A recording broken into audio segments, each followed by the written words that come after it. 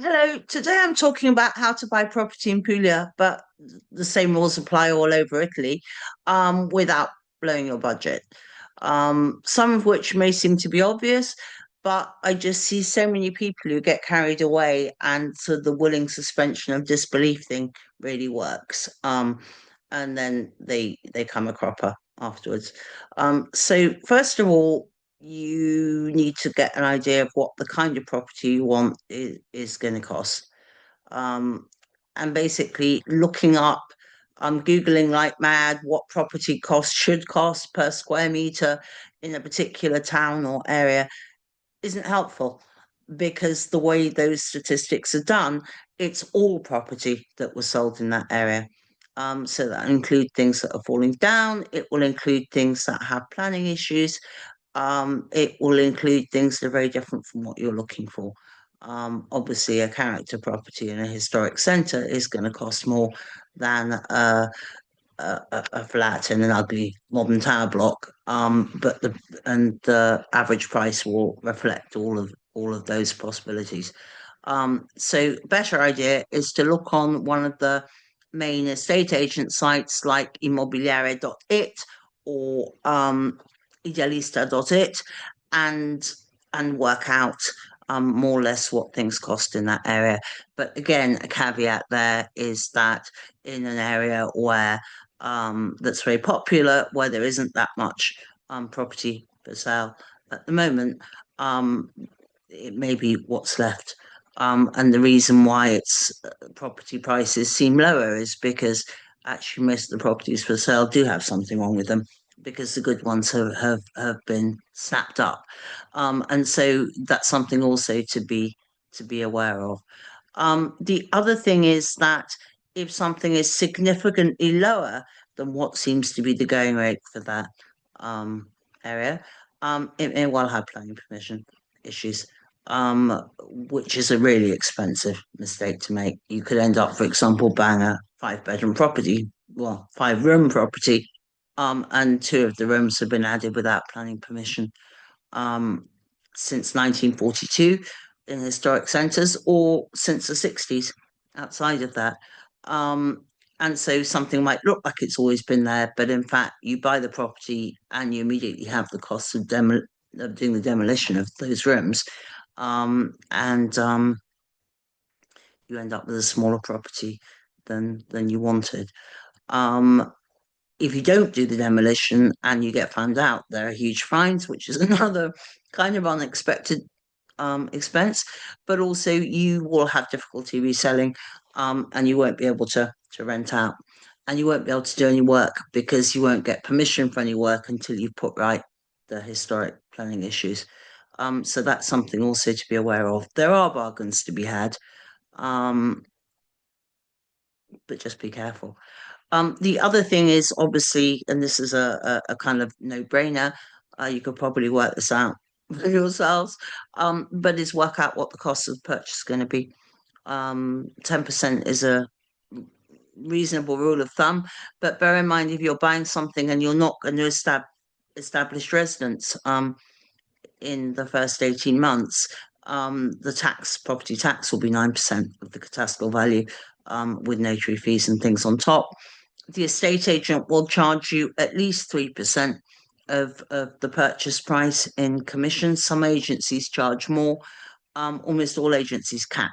So if a property is under 100,000, you're still going to end up paying three and a half, 4,000 commission, which is more than 3%, obviously. Don't make the mistake of um,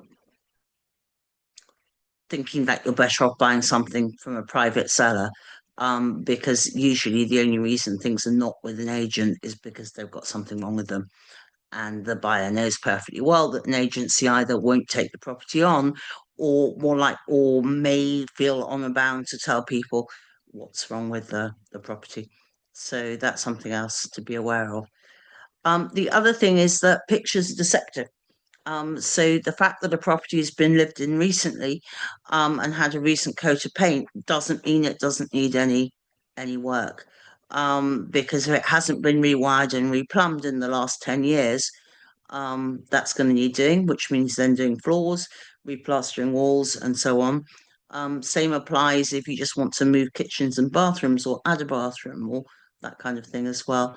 I'm not saying that if it hasn't been rewired or replumbed in the last 10 years,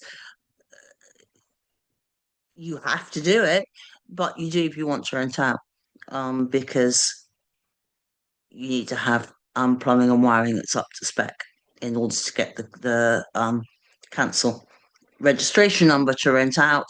All of the main sites like Airbnb and Booking.com ask for that registration now. And you could rent out privately and not use the main portals, but they are really cracking down. So if you're caught doing it, you will get huge fines, which is another kind of unexpected expense. So again, something to be wary of. And also, you might think you can do all of the work yourself. You've restored a property from scratch in your home country. In Italy, it's not that easy. There isn't a big culture of DIY, and anything other than painting and maybe tiling, um, you can't do yourself because you need permission to do it, and you'll only get permission if you use registered plumber, electrician, builder, and so on. So, um, yeah, something to think about beforehand rather than find out afterwards. The other thing as well is basically that so you need to know what the work's going to cost before you buy the property, unless it's fully restored, in which case, fine. Um, how do you do that? I wouldn't ask the estate agent what they think the work will cost and take their word for it. Um, because if you're being charitable, it's not their job. They're not experts. They don't know. If you're being cynical about it, then they will underestimate anyway because they want you to buy the property. So I would always get a builder to look at the property, having already a clear idea of what work you want to do, and also an idea of measurements as well. And that will give you a much better idea of what the work's likely to cost. If you don't do those things and you just buy the property and then start looking for quotes and how much the work is going to do once you already own the property, what's going to happen is that you are going to find yourself in a position where it's more than you thought, and you will be posting all over expat groups saying, "Help! People are trying to rip me off because I'm a foreigner." And yeah, no, you're an idiot. You should have worked it out before you bought the property. And it's not that work's expensive here, particularly. It's just that, particularly with character properties, they're high ceilings, so there are a lot of square meters, and prices are usually per square meter. So it's just something to be aware of, and not to underestimate. For example, I'm doing a property at the moment where the work is costing twice as much as the purchase price. The same again would be normal. Not because it's falling down, not because it's got any structural issues, but just because it's a big property. So it's a lot of square meters. So you actually sort of need to be aware of that as well. The other thing is the other reason why you might want to replumb and rewire, is that typically, historically, the last 50 years, most houses have gas central heating. And the cost of mains gas now is prohibitive. So even if you don't spend the money up front in terms of updating the heating system, um, you'll pay it. You'll pay it in bills. And anyway, there is a lot of talk about gas boilers being outlawed completely. So again, it's just something that you need to be aware of. I help clients on a consultancy basis. I quite often just go and look at properties for people and say, look, I think it's going to cost this to restore. Obviously, I'm not a builder either, but I have been restoring properties for 17 years here. So I'm usually not far off. So if you do all of these things, you shouldn't have any nasty surprises afterwards. and obviously assuming you've also had an engineer look at the property and make sure that there are no structural issues. So I think, yeah, I mean, if you're careful, you should be absolutely fine. Um, you may be lucky and get an absolute bargain, um, but it's by no means a given.